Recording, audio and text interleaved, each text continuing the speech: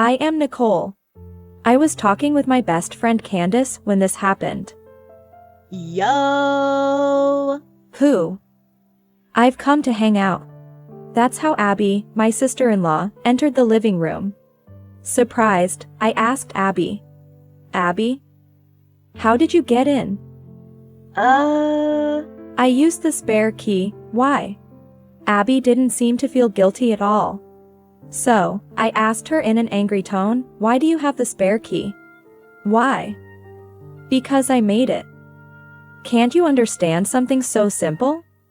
Abby laughed out loud. Candace and I were dumbfounded. It's fine to come over to play, but entering the house without permission is unacceptable. Moreover, making a spare key without permission is outrageous. Listen, Abby. Think about it logically. I tried to reason with Abby. However, Abby suddenly got upset and said, "What? You're going to preach to me?" "No, not preaching." "What? So, a scolding?" "Either way, spare me. It's annoying." It seemed talking was useless. I sighed deeply. Then, as if she remembered something, Abby said, "Oh right. I almost forgot." "What? What's the sudden rush?" "Give me some pocket money." "What? Why?" "I'm going on a trip with friends tomorrow." "So?" Yeah. Abby was a freelancer after graduating high school. She works at a bar, so going on a trip with friends is fine. But begging for pocket money is a different issue. If she's working, she should pay for it herself. When I said that, Abby stamped her feet and said, "The money from my job isn't enough. That's why I came to get pocket money from my brother." "Sorry, but Ben is on a business trip. By the way, Ben is my husband's name. So, Abby is Ben's real sister." Abby puffed her cheeks and said, "Then, Nicole, you pay instead." "What? Why?" "Because, in place of my brother." It's okay to ask, right? You're an adult. Take care of it yourself. I had no intention of pampering Abby, who is an adult. Still, Abby tried every trick in the book to beg for pocket money from me. But, I firmly said no to all. Finally, Abby seemed to give up and said, "Fine. I'm going home. That would be helpful." "Shut up. I'll make you regret this." Abby left those parting words and exited the living room. Soon after, I heard the front door close with a bang. Hearing that, I felt relieved. "Sorry, Candace. Did I cause a commotion?" "No, it's okay. But it seems harder than I heard." Yeah. Well, actually, I had been discussing Abby with Candace. The reason goes back a bit. I've always liked cars and joined a car enthusiast club in college. But all they did was drink and dance at nightclubs. Even when we went for drives, it was just like dating purpose. The club was far from what I had in mind, so I quit soon after. I searched online for real car enthusiasts. That's when I found a certain car enthusiast club. It had members interested in everything from the latest luxury cars to classic cars. Moreover, each member shared photos and videos of their cars online. All of them clearly loved cars. This is what I was looking for. My intuition screamed. So, I contacted them immediately and joined the club. There, I met Ben, who was already working. Ben had a shiny foreign car, a step ahead into the corporate world. I really wanted to drive one, so I saved up and bought it. That's how Ben talked about it. I was drawn to his passionate way of speaking and, a few years later, we got married. We both shared a hobby in cars and the desire to spend money on them. That's why we thought we could get along well. However, soon after we got married, I noticed a problem. It was Abby, my sister-in-law. Initially, Abby approached me with a flattering attitude. "Can I come over for dinner today?" Sure, but what's up? I'm a bit short on cash before payday from my part-time job." That's how Abby cutely put it. At that time, I didn't know Abby's true nature. So, thinking of supporting Abby who was working hard at her job, I said, "Sure, come over for dinner. Yay! Then, I'll come by in the evening." But inviting Abby over for dinner turned out to be a mistake. The following month, Abby contacted me again. "Can I come over this month too?" "Sure, but if you can't make ends meet with your part-time job, maybe you should find full-time employment." I know. Abby responded somewhat lightly. At this moment, I thought, perhaps the lack of money was a lie? That's how I felt. But it was hard to ask since Abby was my sister-in-law. So, I talked to my husband about it, and he spoke to Abby.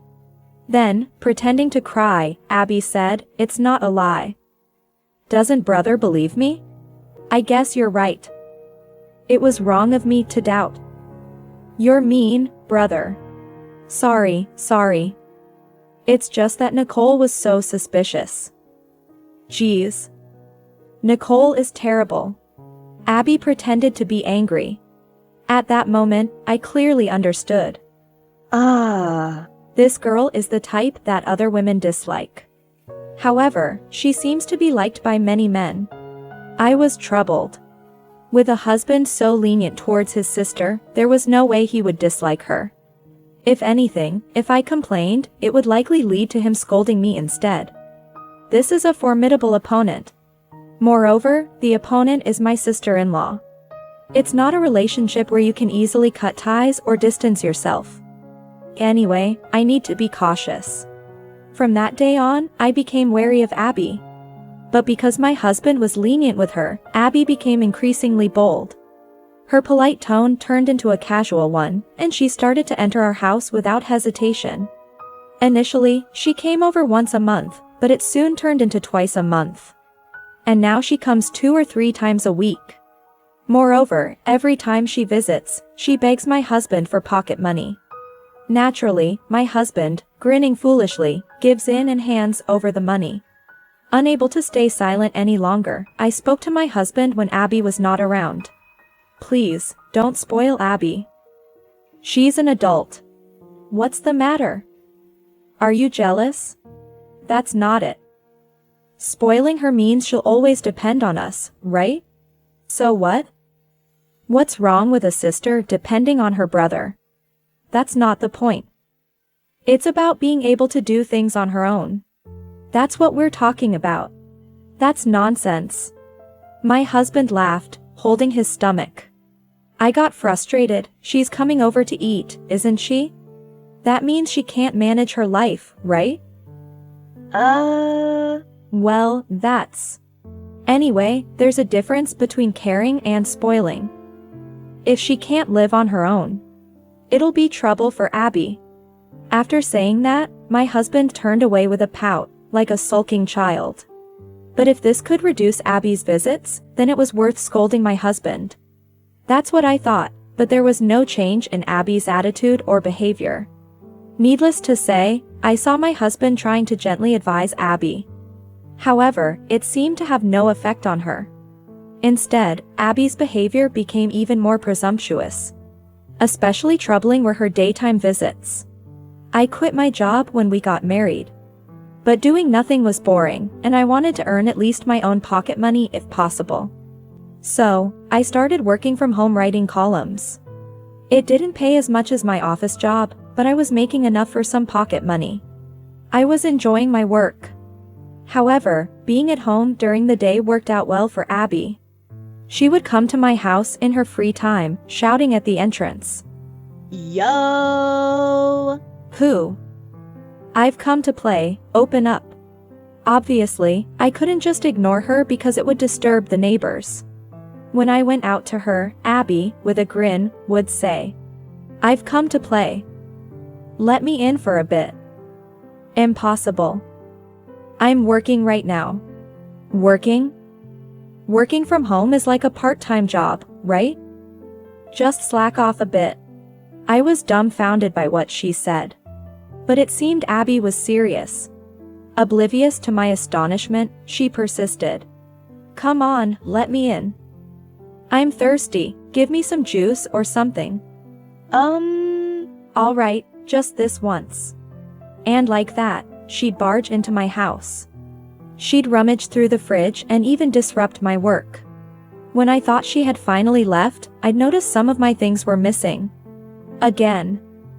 I thought, and called Abby. Hey, Abby? Some things are missing from the house. Huh? House stuff. I don't know anything about that. She's terrible at lying. But she thinks she's gotten away with it, which almost makes me laugh. I couldn't help but respond with a chuckle. I've heard you telling Ben you've sold them. Huh? What? What are you talking about? About the time when Ben's games went missing. That was a few weeks ago. After Abby left, I felt something was off when I returned to the room. For some reason, my husband's game console was out of place. My husband, a car enthusiast, also loves car games. He takes great care of his gaming console and always puts it away after use. That's why I felt something was wrong.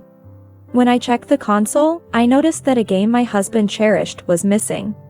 It was even a special edition that he bought for the initial release bonuses. I immediately suspected Abby might have taken it. But without any proof, I couldn't confront her. Moreover, if I accused Abby, my husband might get angry with me. Thinking this, I didn't say anything to Abby and just told my husband about it. He said he would ask Abby himself. Later, pretending I didn't know anything, when my husband asked Abby, she said, "Oh, I sold that." Why? That was something I really cared about. Sorry, brother. I really needed the money. Why did you need money? I wasn't feeling well last month, so I couldn't go to my part-time job much. That's why I was short on money and struggling. Abby looked downcast. Of course, I immediately knew it was all an act. But my husband seemed to believe her. He patted her head, saying, "Tell me next time. I'll help you out." Okay, brother. It felt like watching a farce. Still, I had promised my husband I wouldn't interfere, so I just confronted Abby with it. Then, Abby, flustered, said, "That and this are different. There's no proof I stole anything." I didn't say you stole it, Abby. But I just wondered if you knew anything about it since something similar happened before. She was at a loss for words. But now, the culprit was clear. Fortunately, nothing expensive was taken. And since something similar had happened before, I could also blame myself for being careless. So, I decided not to pursue it any further. I told Abby, taking things from someone's house without permission is a crime. If you do it again, I won't let it slide. Humph. I don't know anything about it. Pretend all you want, but if something goes missing again, I'll report it to the police. Report? You must be joking. I'm serious. If you don't want to get caught, never do it again. I was just putting in a stern word. But the threat of reporting to the police must have some effect, I thought. However, that effect didn't last long. A few weeks later, Abby was back at our house, boldly asking my husband for pocket money. And with a smug look, as if to say, "This should be fine, right?" she glanced at me. I was truly at a loss for words at her audacity. So, troubled, I consulted Candace.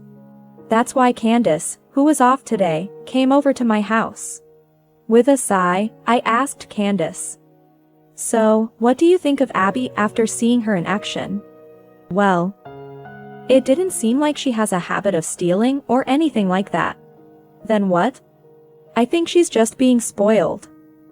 She might change if she sees a bit more of reality. And how do we make that happen? It's tough. You'll have to talk it over with your husband first. I thought so. Yeah. We didn't come to a conclusion, but it was a good break from stress. After that, Candace and I chatted about trivial things. Hours passed, and Candace quietly stood up. I should be heading back now. What? Already? I need to get back and start preparing dinner. Aww. Just a little longer, please? Sorry. My husband is waiting at home. What? Showing off? My husband is away on a business trip. All right, no complaints. Candace quickly gathered her things. That's when my phone rang. It was Abby. Wondering what she wanted, I answered the call. Hello? Nicole speaking. Abby. What's up? I just wanted to tell you something. What? It was $50,000, but I can have it, right? What? $50,000? Confused, I tilted my head. Abby, with a snort, said, idiot. It's about the car. The car? I asked back, and Abby proudly claimed, I sold your car. On a flea market app. What? You sold the car. It sold in just a few minutes.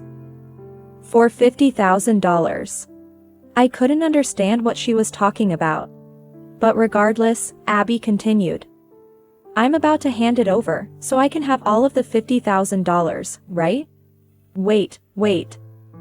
What car are you talking about? The one parked in the apartment's parking lot. That really expensive Lex something car. Indeed, our car is a foreign luxury model. My husband sold his previous car for our wedding fund. After saving little by little post-marriage, we finally got that luxury car. It's comfortable, and I'm glad we bought it. But there was one problem with what Abby was saying. Because my husband took our car for his business trip. Meaning, it couldn't possibly be parked there. Yet, Abby claimed it was parked there. If that were true, it would be a major issue. And here's why.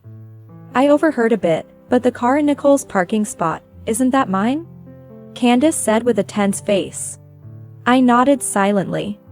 Normally, our car would be there. Because my husband commutes by train. He says he gets stuck in traffic in the mornings. Abby knew this, so she must have assumed the car in the parking spot was ours. However, because the business trip was to the neighboring county this time, my husband was instructed to go by car. My husband, who loves driving, was thrilled. He offered to drive, meaning he and a colleague would use his car for the trip. That left our apartment's parking spot empty. I suggested to Candace, come over in your car. Coincidentally, Candace arrived in the same model as ours, which we bonded over just a few hours ago. Unbeknownst to Abby, she assumed any car of the same model parked there was ours. And unfortunately, there's a key box by our front door. Candace had left the car keys in there. That series of coincidences allowed Abby to take Candace's car. Understanding the gravity of the situation, I panicked. If Abby's words were true, it meant she had mistakenly sold Candace's car. A case that could easily be considered theft. I whispered to Candace, asking what we should do. Candace? What do we do? Well, I'm a police officer. There's only one thing to do. As she said this, Candace was already holding her smartphone with a serious look. Thinking it was all over, I relayed this to Abby. You know, Abby? What? You've kept me waiting too long. I've got something to tell you. What? I don't need anything from you, just tell me if I can have the money. Well, that car isn't mine. Huh? I know that. Abby surprisingly confessed, knowing it wasn't my property, which could itself be a crime. As I puzzled over her anger, Abby shouted. It's your brother's, I know that. I felt a bit relieved but knew this was no time for relief. It's not that. I tried to explain the situation to Abby, but she impatiently said. Just tell your brother that I sold the car. And that I'm taking the money, okay? Can you wait a bit? Why? Because that car belongs to someone else. Huh? Belongs to who? Remember who visited today? My friend Candace, who was there. That's a lie. I can see right through you. Abby laughed it off. I turned to Candace, who had already put down her phone. Looking straight at me, she said, "Sorry, Nicole. I've finished making arrangements." Huh? It's easy to trace things like a flea market app. I got the address, and detectives are on their way. I was at a loss for words. Taking a deep breath, I then informed Abby. "Sorry, Abby." "For what?" "Detectives are on their way to you." "Huh? Detectives? Is that your boyfriend?" "It's not a person's name. They're police officers, police officers." "Police officers? Did you report me?" "It wasn't me. You traitor." "Well, I'm family, so..." Thinking she wouldn't get caught was naive. Theft between family members is one thing, but this was stealing someone else's car. When Candace and I arrived at Abby's, she was already slumped inside a police car. Candace talked to the detectives at the scene, allowing me to speak to Abby. "Abby? Are you okay?" "Well, obviously not." Startled by my voice, Abby looked up and immediately blamed me. "It's all your fault. Your fault I'm in this mess." "No, it's not. You're to blame, right?" "No. It's you. You tricked me." She showed no remorse. I sighed exaggeratedly and glared at her. Abby cowered, and I told her, "Enough. I told you taking people's stuff is a crime. But you're an adult. Take responsibility for your actions. But no excuses. Reflect on your actions in jail." "I'm sorry." Abby broke down crying. That night, when my husband heard of Abby's arrest and came home, he looked like he was about to cry, muttering regrets about not being stricter with her. Feeling sorry for him, I comforted my husband, but his remorse seemed endless. Later, my husband and I apologized to Candace. Candace told me, "Let this be a chance for Abby to grow up. Make sure she learns her lesson." "I understand. I promise." Thus, a settlement was reached for the theft, and Abby received a suspended sentence. Abby was taken in by her in-laws and is now working under their supervision, even offering to pay the settlement money herself. Her arrest seemed to have a significant impact, as she's been working more diligently than before, giving me some peace of mind. As for me, my life hasn't changed much. My relationship with Candace remains the same, and I'm still close with my husband. However, there's been a slight change. After this incident, my husband has become very compliant, listening to everything I say and even helping around the house. I hope this lasts. That's what I'm thinking about now.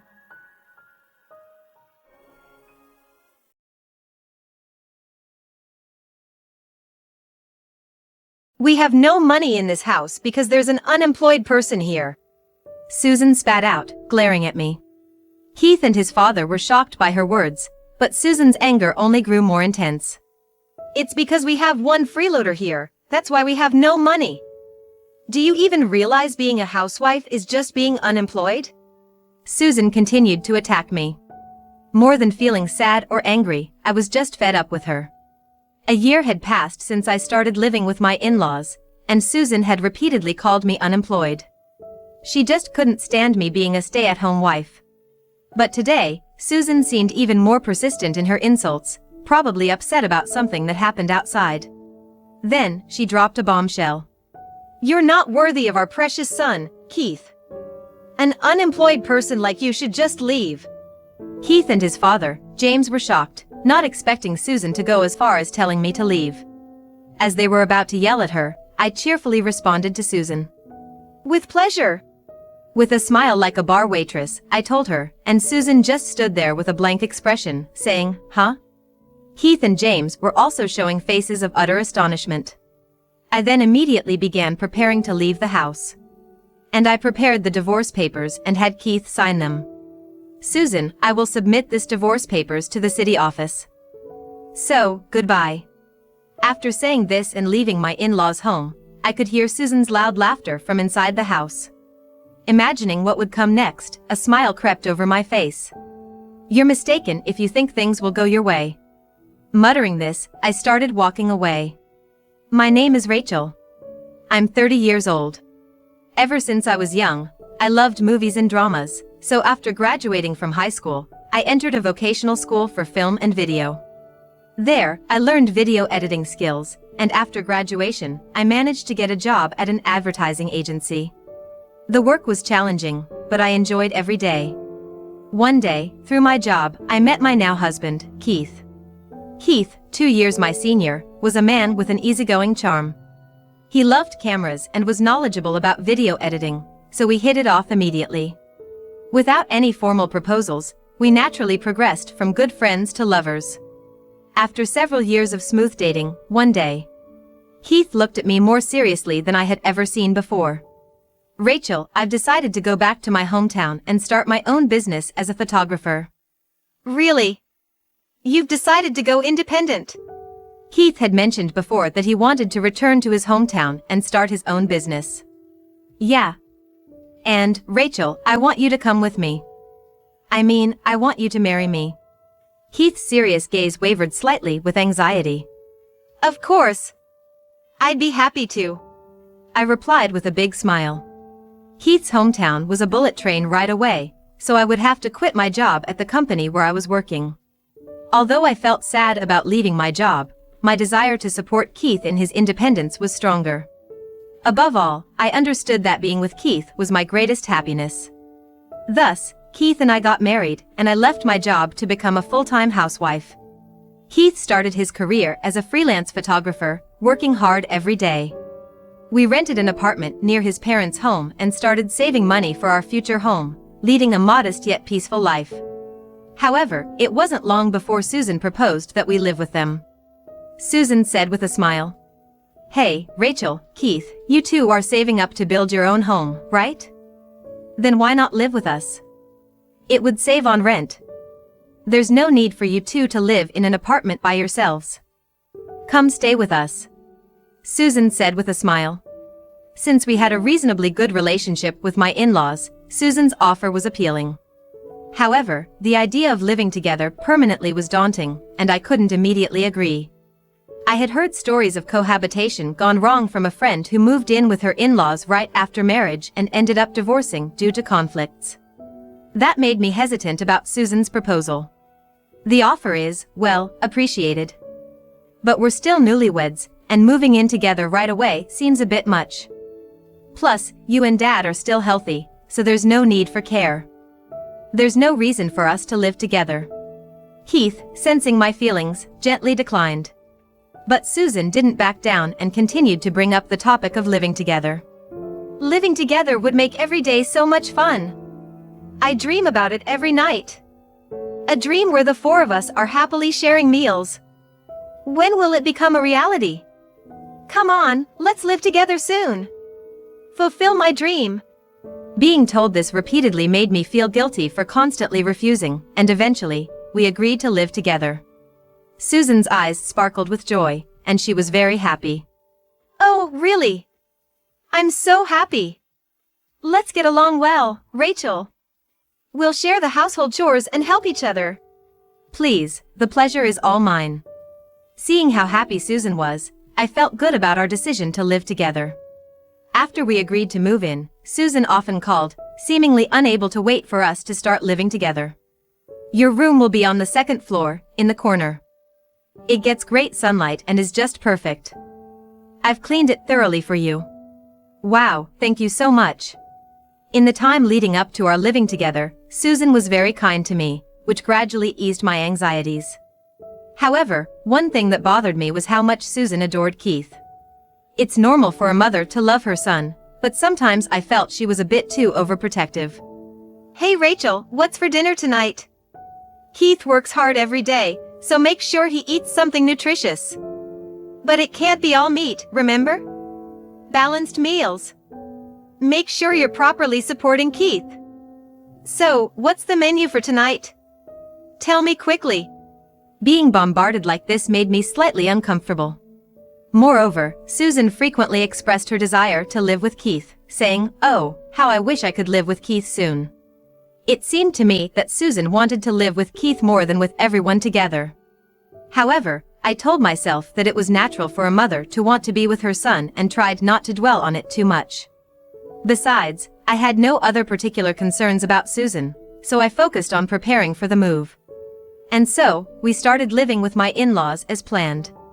At first, everything was peaceful as Susan and I shared the household chores, but it wasn't long before she showed her true colors. This happened one day when Keith and James had gone to work, leaving Susan and me alone at home. "How long are you going to take hanging the laundry? You're so slow. Can't you move a bit faster? Once you're done with that, hurry up and finish the dishes. In fact, I'm leaving all the household chores to you today. You're unemployed, so you must have plenty of time, right? Being unemployed must be nice. Make sure you clean thoroughly. Got it?" Susan snapped at me in a harsh tone I had never heard before. Are you going somewhere, Mom?" I was shocked, but managed to ask while trying to keep my composure. "Yes. Unlike you, an unemployed person, I'm busy. I'm a career woman, you know. I live a life pursued by various duties every day," Susan said proudly. I had heard that Susan was indeed a career woman, working hard at a large trading company. But that was until 2 years ago. Susan is now 62 years old and retired at 60, so she is currently a housewife. Despite this, her demeaning me as unemployed left me bewildered. I was at a loss for words. Then, with evident irritation, Susan commanded, "What are you spacing out for? Get moving! Hurry up and finish hanging the laundry." "Yes, yes," I responded, overwhelmed by her forcefulness, and I resumed the housework as instructed. Susan constantly criticized my way of doing chores, making me redo the cleaning multiple times. "Absolutely not good enough. You can't say you've cleaned with that method. Look, do it again, please." After seemingly satisfying her urge to torment me, Susan left the house with her expensive bag in hand. Alone in the house, I was left stunned. From then on, Susan frequently pushed household chores and cleaning onto me. She would leave the house dressed in expensive clothes and bags, returning with numerous shopping bags, while I was left to manage the housework. In front of Keith and James, Susan played the role of a good wife and mother. I considered telling Keith and James about Susan's behavior towards me. However, I didn't want to upset the kind-hearted Keith and James, so I struggled to speak up about Susan's true nature. Gradually, Susan began to blatantly assign chores to me even in front of Keith and James. Keith often rebuked his mother. "Mom, why do you always make Rachel do all the household chores? We agreed to share them, didn't we?" "Don't be mad, Keith. It's because Rachel doesn't work. It's only natural for her to do all the housework, cooking, and cleaning." Susan said this without any remorse, and then James scolded her. "You aren't working either, are you? What are you even talking about?" James's point was valid. When confronted with this, Susan would grimace and fall silent. James is 3 years younger than Susan, making him 59 years old. He is nearing retirement but still actively working at a publishing company. Known for his gentle nature and being very kind to me. When alone with me, Susan often boasted about her time working at the trading company. She probably avoided these stories in front of James and Keith because she didn't want to hear "You aren't working now, are you?" From Susan's words, it was clear she took great pride in her corporate career. Probably feeling superior by comparing her past achievements to my current status as a housewife. I graduated from a prestigious university and joined the trading company, where I was a star from the first year. I was always the ace, constantly praised by my seniors. I can't even count the number of times I was recognized in the company. "That's impressive," I said, prompting her to become more smug and look down on me. "Right? Compared to that, don't you find your life dull and boring? Well, it seems like you don't have any capability to shine in society. Being unemployed probably suits you. I'm quite different, you know." "Oh, well." While Susan's condescending attitude increasingly angered me, knowing that Keith and James were on my side provided some comfort. I made a point of finishing the chores quickly before Susan could comment and took to retreating to my room whenever possible, minimizing the time I spent with her. I merely nodded along to Susan's boasts about her corporate days, gradually mastering the art of excusing myself to my room whenever her bragging seemed likely to drag on. Susan seemed desperate to share her stories with me, but lately, she appeared frustrated as I often retreated to my room. However, I pretended not to notice and continued with my days. As a year of living together was about to pass. During one dinner with the four of us, Susan suddenly started sulking and said, "Today, Tina bragged to me." "Tina, that's your friend, right?" Heath asked, to which Susan nodded and began speaking gruffly. "Yes, our neighbor. She just went on a family trip to a hot spring resort. They stayed in a fancy room with an open-air bath. She said the food was excellent, especially the tender meat that melted in your mouth. Apparently, it was a delightful trip." "That sounds nice," James commented, but Susan twisted her face in annoyance and snapped back at him. "It's not nice at all. Were you even listening? I got bragged to. It's like she said, you couldn't afford such a luxury inn, could you? I felt so miserable. Why do I have to feel this way? That's quite an overreaction, Mom. Calm down a bit." Heath tried to calm her, but Susan's rant didn't stop. "It's not an overreaction. Why can't you understand how I felt then? It's the first time I've felt so miserable. It's frustrating." Then, Susan turned her anger towards me. She glared at me and spat out the words, "Mom, what are you saying?"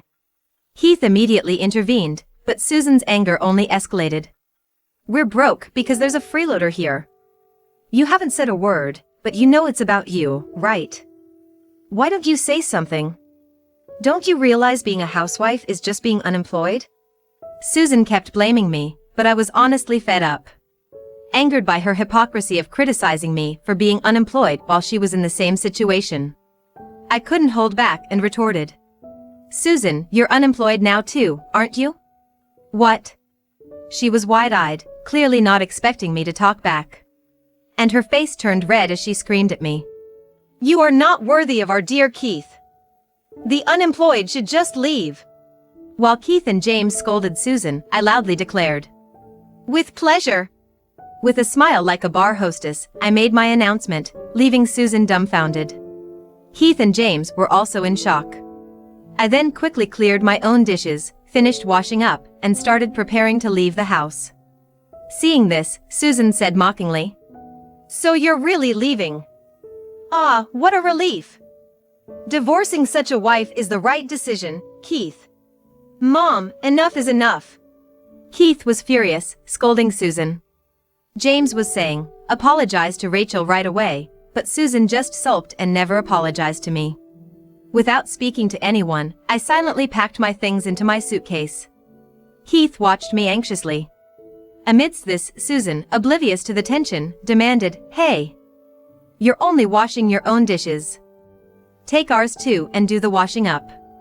I naturally ignored her, while Keith and James's voices scolding her filled the house. The next morning, after I had packed my belongings, I told Keith something in our room. Then Keith and I signed the divorce papers I had printed out from the computer. "Susan, I will file this divorce papers at the city hall. Goodbye." With that, I left my in-laws' home. From inside, I could hear Susan's loud laughter. She was oblivious to the repercussions that were about to unfold. A smile came over me, and I murmured, "You're mistaken if you think things will go your way." Then, as I had declared, I submitted the divorce papers at the city office, finalizing the divorce between Keith and me. Half a year later, my phone rang with a call from Susan. "Hello?" As I answered, Susan immediately started ranting over my voice. "Finally got through. I've been calling you so many times, but all I got was a beep and it wouldn't connect. What was that all about? Oh, I had set your number to be blocked. We're strangers now, after all." I had blocked Susan's number since leaving the in-laws' house and had just unblocked it recently.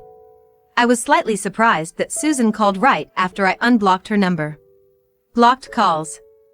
Don't mess with me. More importantly, where did you take my precious Keith? He's gone. Did you do something to him? Do you still have feelings for him even after the divorce? Susan was shouting in anger, as furious as ever. It had been a while since I heard her voice, which was still full of vigor. Could you please lower your voice a bit? My ears hurt. Shut up! And where are you now? Even after being asked to calm down, Susan continued to shout, unable to contain her excitement. In contrast, I calmly informed her. I've built a house and just finished moving in. What? Susan's momentum halted abruptly, and she fell silent. However, she quickly snapped back to reality and started ranting again. What are you talking about, being unemployed? Where would an unemployed person get the money for that? A house? You said you were saving for a home, but there's no way you, an unemployed and now single person, could build a house. I have an annual income of $30,000. I stated, causing Susan to gasp in shock over the phone. You've always ridiculed me as unemployed, but actually, I stream videos. I'm a YouTuber, to be precise. A YouTuber? Rachel, you? And you earn that much? Susan asked in disbelief. Yes, that's right. I make videos about beauty products and trending items. They say I'm good at editing, and thanks to that, my annual income has reached $30,000. Indeed, after resigning and marrying Keith, I had utilized my editing skills to start video streaming. It was already going well from the start, but I never expected to earn as much as I did. So, that's how it was? You were always holed up in your room because you were making videos? Yes, well, that's one reason. Making videos did take up a lot of time. While escaping Susan's boasting was a major reason for my retreats, I indeed wanted to allocate more time for creating videos. What do you mean? Don't be so reserved. If you were earning that much, you should have told me sooner. I feel terrible for thinking you were just an unemployed nobody. But if you're making that much money, that changes everything. Keeping such important things secret, Rachel, you're so mean. Upon learning about my income, Susan's tone changed drastically, as if flipping a switch. Hey, now that we're on the subject, you should gift me a trip. Of course, it should be to a luxury inn. Book one that's even more expensive than the hot spring resort Tina visited. Now I can finally show her. Tina was Susan's friend. Susan had been upset about being bragged to by Tina on the day she told me to leave the in-laws' house, and it seemed she was still holding a grudge. I sighed and responded. You should go with the money you earned at the trading company you're so proud of. What? What kind of response is that? Despite making so much, aren't you too stingy? How greedy! Just book the luxury inn already. The real greediness seemed to be on Susan's side. I was somewhat amazed that she could so brazenly demand such things after treating me so poorly. No matter what you say, I have no intention of giving you any money. And about Keith, I am currently living with him. What? I thought you two were divorced. Susan exclaimed in a ludicrous tone. Yes, we were divorced once, but we remarried. Keith married into my family. We had agreed on that from the beginning. Married into your family? Indeed, on the day I left your house, Keith and I had discussed and decided to divorce once and then remarry, with Keith marrying into my family. Keith was relieved to know I had no intention of leaving him. I'll stay with my parents for a while. I've already told them, so Keith, once you're ready, come to my parents' house. Okay, I understand. I'm really sorry, Mom. Keith hung his head, but both he and James had shielded me from Susan, and I was grateful to them for that. Then Keith lied to Susan about having a long-term photography project and moved with only what he needed to my parents' house. Susan seemed unable to fully grasp the truth I had revealed. I've been calling Keith too, but all I got were beeps. Was he blocking my calls as well? Why? Susan sounded bewildered. Yes, Keith has cut ties with you, Susan. I had blocked your number for a long time, but unblocked it after moving successfully. I thought I should let you know, considering you would probably be looking for Keith's whereabouts. Of course, I won't disclose the address. Keith will continue to live with me, so please stop looking for him. So, that's... Murmuring, Susan was silent for a few seconds before shouting. That's all lies. Are you threatening Keith? There's no way Keith would cut ties with me. Susan refused to believe my words. As I pondered what to do, Keith came over and took the phone from me. Mom. It's me. Keith? Thank goodness. So it's a lie that you're cutting ties with me, right? Rachel is threatening you, isn't she? Tell me where you are, and I'll come to get you. Susan's voice was desperate over the phone. No, everything Rachel said is true. I've decided to cut ties with you, Mom. What you did to Rachel is unforgivable. From now on, you and I are strangers. Goodbye. With that, Keith handed the phone back to me. I then spoke to Susan again. Susan, do you understand now? She seemed to be sobbing. I'm going to hang up now. Wait a minute. Don't hang up yet. I accept that we're cutting ties, but please, could you lend me some money? Susan pleaded desperately, still fixated on money at this juncture. Excuse me? That's why I said I won't reserve any luxury inn for you. It's not about that. Actually, it got revealed that I made a lot of purchases with your father's credit card, and now I'm on an allowance. I can't survive on just $600 a month. It vanishes in a moment. Ah, so you have been splurging, Susan. James was worried because the savings in the house account were dwindling, and I told him. When we were living together, I mentioned how you frequently came home with bags from brand stores. Keith and I had kept in touch with James all along. Because of the trouble Susan caused, James even helped with the expenses for our new home. Recently, when James confided in me about the diminishing savings, I shared my observations of Susan's behavior during our cohabitation. Susan was always coming home with loads of shopping bags despite being unemployed, which I found suspicious. You told Dad. What have you done? He got so mad at me that he put me on an allowance and made me fill out all the shopping books. He said if I didn't do it, he'd divorce me. It's your fault for spending recklessly, Susan. You don't have any income right now, do you? And considering your spending habits, receiving an allowance of $600 is quite generous. You should be grateful to James. Susan, you really need to reflect on your actions. As I spoke in disbelief, Susan started making excuses. But when I was working, I could buy anything I wanted, so I just continued spending the same way after retiring. And when I go shopping with friends, I have to buy brand items to not lose face. I don't understand. Why do you need to put on such pretenses? Susan responded as if it was the most natural thing. It's not about showing off. I am an elite who worked at a trading company. I deserve to own luxury brands. There's nothing more to discuss with you, Susan. I'm going to hang up now. Listening to Susan's irrational arguments gave me a headache, so I hung up the phone. Right before I ended the call, I thought I heard Susan's wail of despair. Later, I learned from James that Susan quickly became frustrated with the tight financial control. She secretly used his credit card to make expensive purchases, which he soon discovered, leading James to declare he wanted a divorce.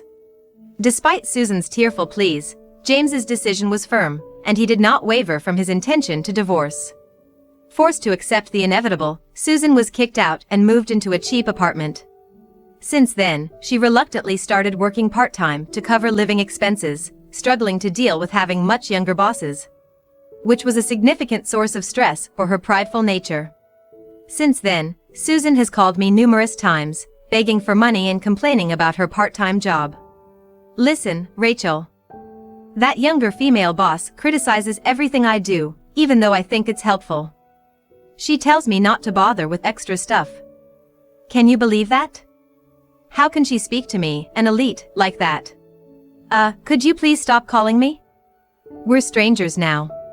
Despite my clear disinterest, Susan was relentless. Come on, it's just a little bit. Can't you lend me some money, even a small amount? You earn a lot, right? Please. No, I've said no many times already. I responded coldly, and Susan began to dramatically sob. That's cruel, Rachel.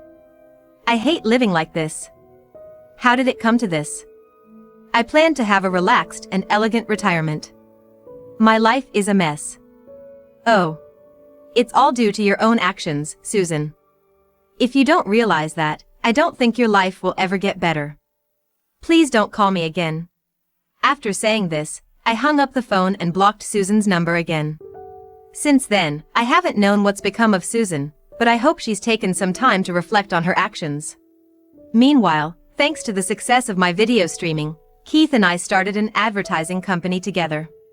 With the savings we had accumulated, we've been able to live without much financial worry. Also, we discovered that a new life is growing inside me.